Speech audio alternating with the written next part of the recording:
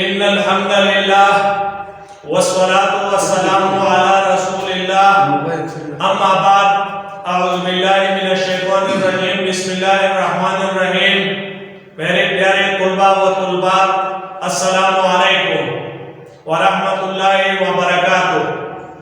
جیسا کہ آپ کو معلوم ہے کہ اسلامیات لازمی کلاس 8-9 سلسلہ چلتا آ رہا ہے۔ اسی سلسلے میں آج ہم بھی حصہ احادیث میں سے کچھ حصہ پڑھیں گے۔ حدیث نمبر 3 ہے، متن حدیث ہے خیرکم من تعلم القرآن وعلمہ، خیرکم من تعلم القرآن وعلمہ، رواہ البخاری۔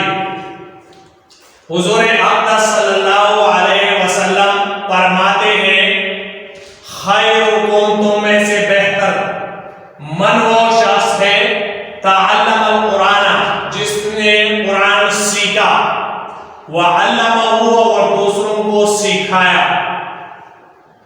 آپ کو تو معلوم ہے کہ ہدایت کا سرچشمہ اللہ کی آخری کتاب قرآن مجید ہی ہے۔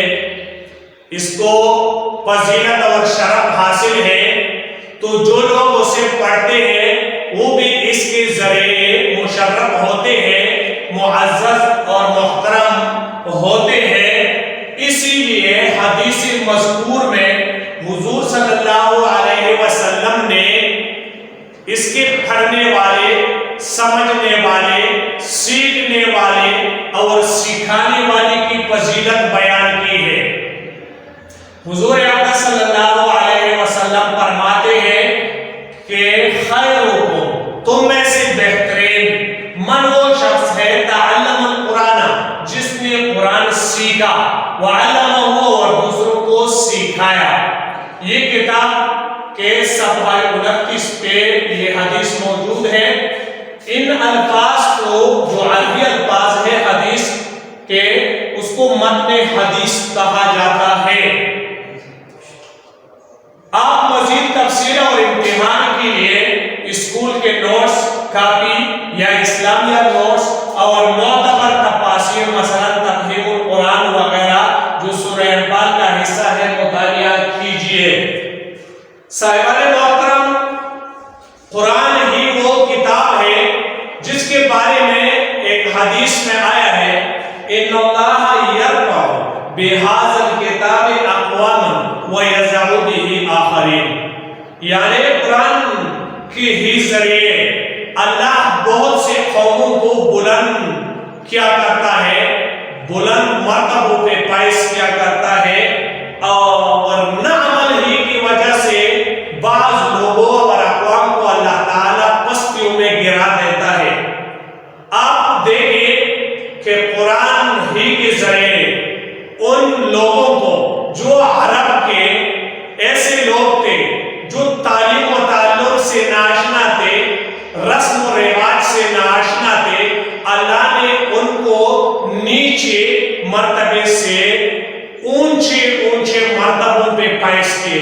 دیکھیے آپ حضرت ابو بکر صدیق رضی اللہ عنہ کو، حضرت عمر رضی اللہ عنہ کو، حضرت عثمان رضی اللہ تعالیٰ عنہ کو اور حضرت علی رضی اللہ تعالیٰ عنہ کو، کہ کس طرح اللہ تعالیٰ نے ان کے تربیت کی، نیچے سے بلند مرتبوں پہ دنیا میں بھی فائز کی ان کو اور آخرت میں بھی۔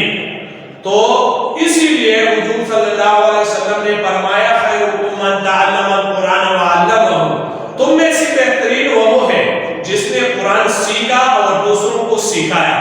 صرف وہ اپنی ذات پہ یعنی سیکھنے اور سکھانے سے کچھ نہیں بنتا۔ ایک فریضہ تو یہ ہے کہ قرآن کو ہم خود پڑھیں، سمجھیں اور عمل کریں، لیکن دوسرا فریضہ یہ بھی ہے کہ دوسروں کو بھی سکھانا فرض ہے۔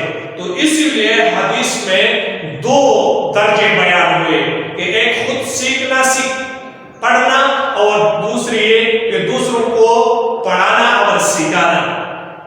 تعلم سیکھا اور علم سکھایا۔ اس کی تشریح ہے کہ قرآن پاک اللہ تعالیٰ کا کلام ہے اس کا موضوع انسان ہے. اس میں انسانی زندگی کے تمام شعبوں مثلا دنیاوی، اخروی، معاشی، معاشرتی، سیاسی، سائنسی وغیرہ سب کے بارے میں بہترین رہنمائی موجود ہے. ہم دنیا اور آخرت میں اس وقت تک کامیاب نہیں ہو سکتے جب تک ہم اپنی زندگیوں کو قرآنی تعلیمات کے سانچے میں نہ ڈال دیں، قرآن پر عمل نہ کریں. یہ کہا گیا کہ قرآن پر عمل کرنے کی وجہ سے انسان کو اونچا مقام حاصل ہوتا ہے اور اسے چھوڑ کر وہ پستیوں میں گر جاتا ہے. وہ پستیاں پسب و فجور کی ہو، وہ پستیاں کفر اور شرک کے اندھیرے ہو وغیرہ. اسی لیے ضروری ہے کہ ہم قرآن مجید پڑھیں، اسے سمجھیں اور اس پر پورا عمل کریں، پھر اسے دوسروں تک پہنچائیں. حضور کریم صلی اللہ علیہ وسلم نے اس لیے فرمایا کہ سب سے اچھا آدمی وہ ہے جو پہلے قرآن سیکھے اور پھر اسے دوسروں کو سکھائے. یہ بہترین لوگ ہوں گے. خیر کے معنی ہے بہترین. یہ لفظ اخیر سے مخفف ہے، یعنی بہت زیادہ فضیلت رکھنے والا، یعنی دی بیسٹ. اس کا مؤنث خیراتن ہے. القرآن، قرآن کا معنی ہے وہ کتاب جو سب سے زیادہ پڑھی جائے. دنیا کی واحد کتاب ہے یہ قرآن جو شب و روز کے 24 گھنٹوں میں ہر وقت، ہر منٹ اور ہر سیکنڈ نمازوں اور تلاوت میں پورے عرض کے ہر حصے میں پڑھی جاتی ہے. زمینی گردش کی وجہ سے ہر سیکنڈ، ہر منٹ کہیں نہ کہیں قرآن کی آیات پڑھی جاتی ہے. اللہ کا یہ کلام اسلامی تعلیمات کا سرچشمہ یعنی منبع، فیض یعنی فائدہ، مکمل ضابطۂ حیات انسان کے جسم اور روحانی اصلاح و فلاح کا ضامن، جہالت کی تاریکیوں کو پناہ کرنے والا آفتاب درخشاں، امراض سے شفا دینے والا اور انسان کے لیے ابدی سعادت کا ذریعہ ہے، نیک بختی کا ذریعہ ہے. اسے ہم پڑھتے ہیں تو نغمے سے پھوٹنے لگتے ہیں، روح جھومنے لگتی ہے اور ایسا محسوس ہوتا ہے کہ اللہ تعالیٰ ہر لفظ کے ذریعے ہم سے ہم کلام ہے. کسی اور میں ایسی گہرائی، مٹھاس، پاکیزگی اور رعنائی نہیں. آیاتوں اور سورتوں کا جو حیرت انگیز ربط ہے وہ کسی اور صحیفے میں نہیں. ہر شخص اپنی قابلیت اور استطاعت کے مطابق اس سے بہراندوز ہوتا ہے. تعلق اور تعلیم، ان الفاظ سے مراد اول خود سیکھنا ہے اور پھر سکھانا ہے.